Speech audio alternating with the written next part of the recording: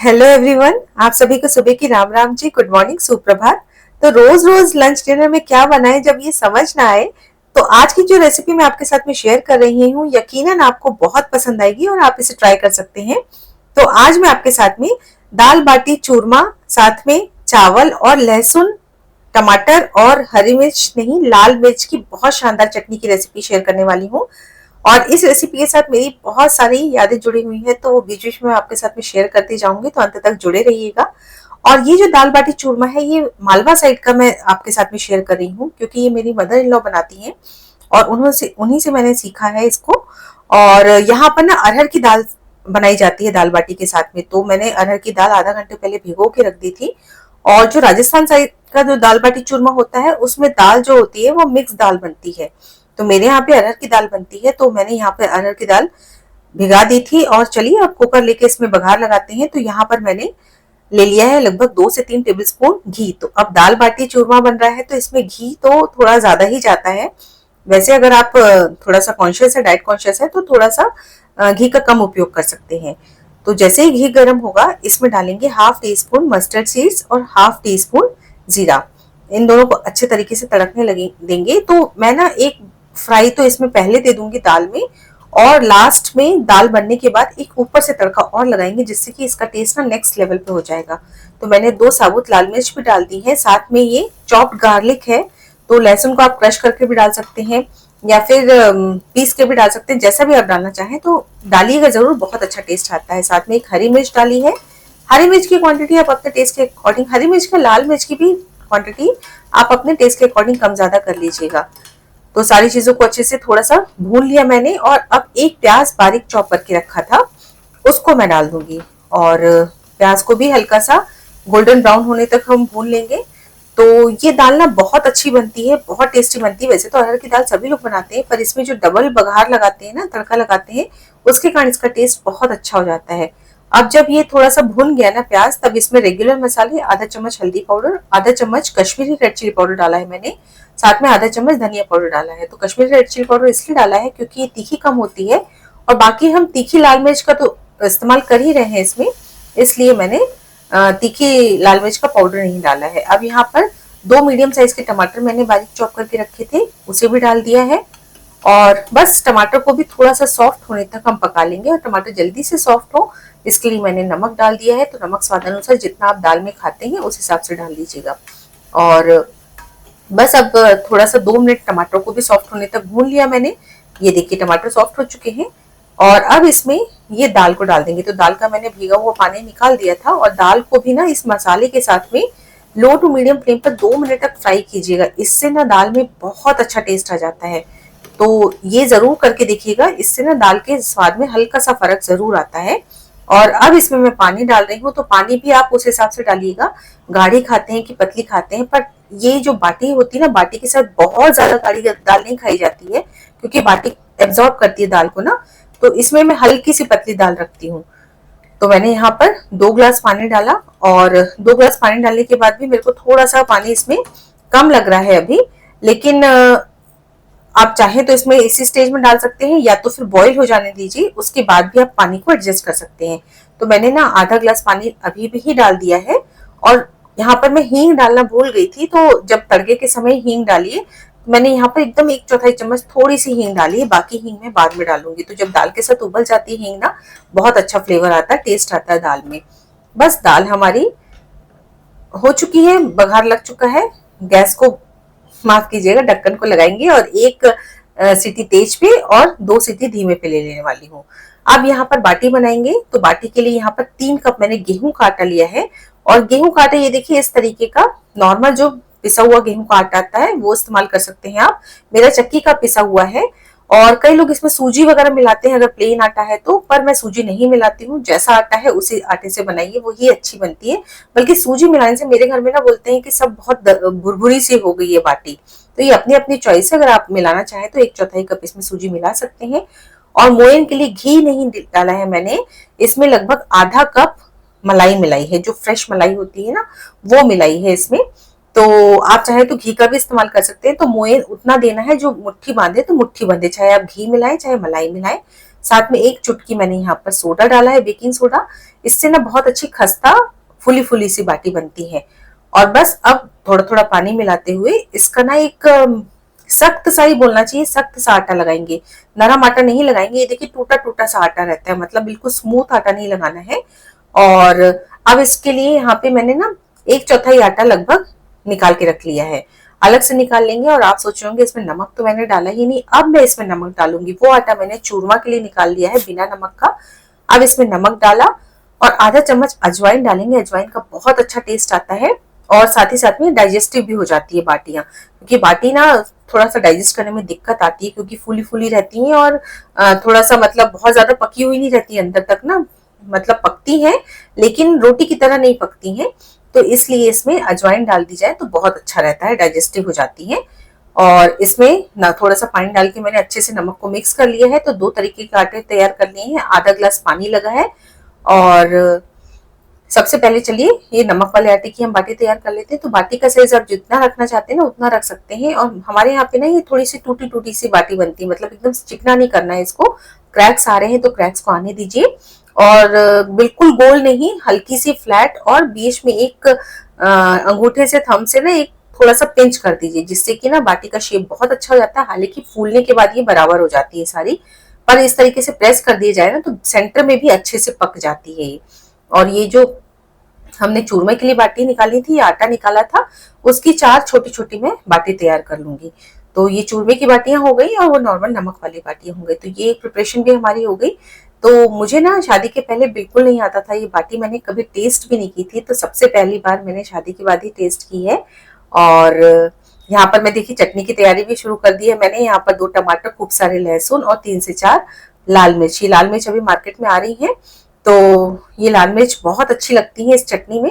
और लहसुन अच्छे से भर भर के डालिए तो बहुत अच्छा टेस्ट आता है। तो दोनों टमाटर मैंने ग्राइंडिंग जार में कट करके डाल दिए हैं। और ये सारे के सारी लहसुन की कलियां भी मैंने डाल दी है, तो कुछ छोटी हैं कुछ बड़ी हैं, तो अच्छे से इसमें जितना खाते हैं लहसुन आप डाल सकते हैं।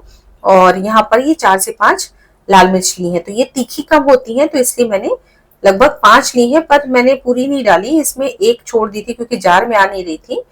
और साथ में 2 साबुत लाल मिर्च भी डाली हैं, जिससे कि ना बहुत अच्छा तीखापन आता है। आप चाहे तो रेड चिली पाउडर भी डाल सकते हैं, पर इससे ना चटनी का टेक्सचर बहुत अच्छा आता है जब ये सूखी लाल मिर्च साथ में पीसते हैं तो।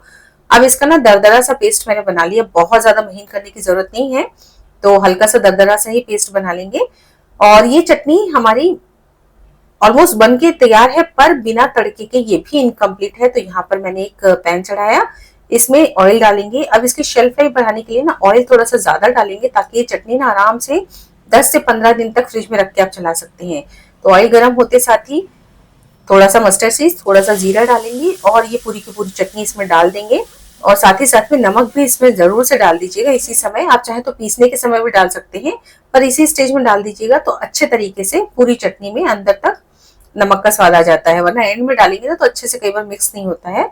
तो यहीं पे मैंने नमक भी डाल दिया है। बस अब इसको हम थोड़ा सा 5 से 7 मिनट तक लो टू मीडियम फ्लेम पर फ्राई कर लेंगे। तो ये हमारी बहुत शानदार सी चटनी बनकर तैयार हो चुकी है।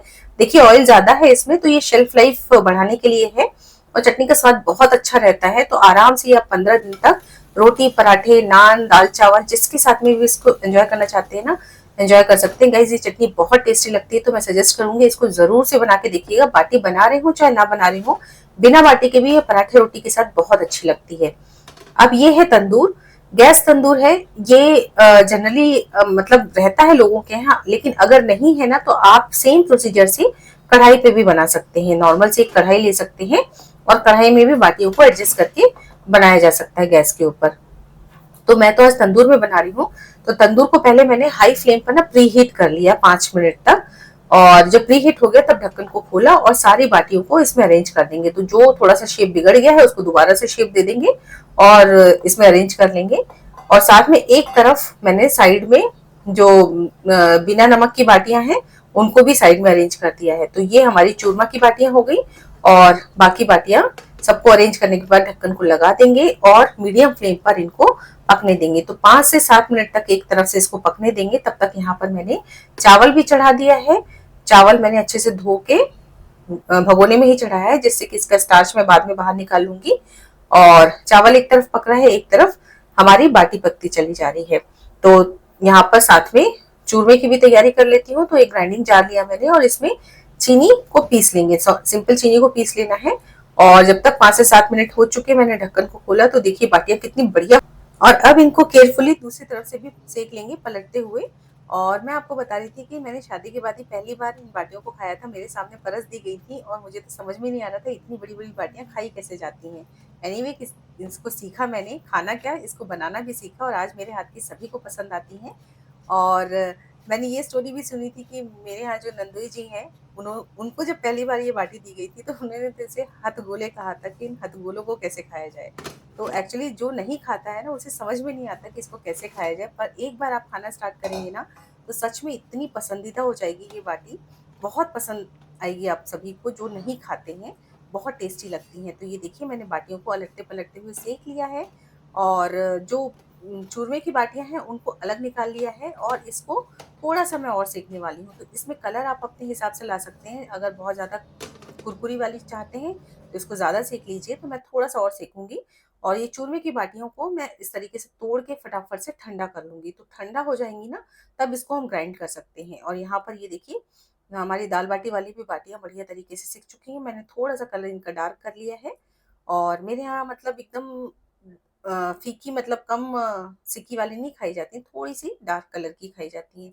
और यहाँ पर कुकर की सीटी अच्छे से हो चुकी थी, स्टीम निकल चुकी है और ये हमारी दाल बहुत अच्छे तरीके से बन के तैयार हो चुकी है। अब इसमें तड़का लगाएंगे। तो 2 चम्मच घी में मैंने आधा चम्मच मस्टर्ड सीड्स, हींग और साबुत लाल मिर्च उसमें से एक तोड़ के डाली है और कश्मीरी रेड चिली पाउडर डाला है। ऊपर से जब ये तड़का लगाते हैं ना, तो बहुत ज़्यादा टेस्ट आ जाता है दाल में। सिंपल सी दाल होगी पर ऊपर से एक तड़का लगा दीजिए ना, तो बहुत अच्छा स्वाद आ जाता है। तो ये हमारी दाल भी पूरे तरीके से तैयार हो चुकी है। कंसिस्टेंसी मैं थोड़ी सी पतली रखती हूँ नॉर्मल दाल से। आपने कई रेसिपीज देखी होंगी, मेरी दाल थोड़ी सी गाढ़ी होती है पर इसमें मैंने थोड़ी सी पतली रखी है। और सेम जिसमें शक्कर पीसी थी मैंने, वही ग्राइंडिंग जार लिया है। बाटी ठंडी हो चुकी थी चूरमे वाली, उनको ग्राइंड कर लेंगे।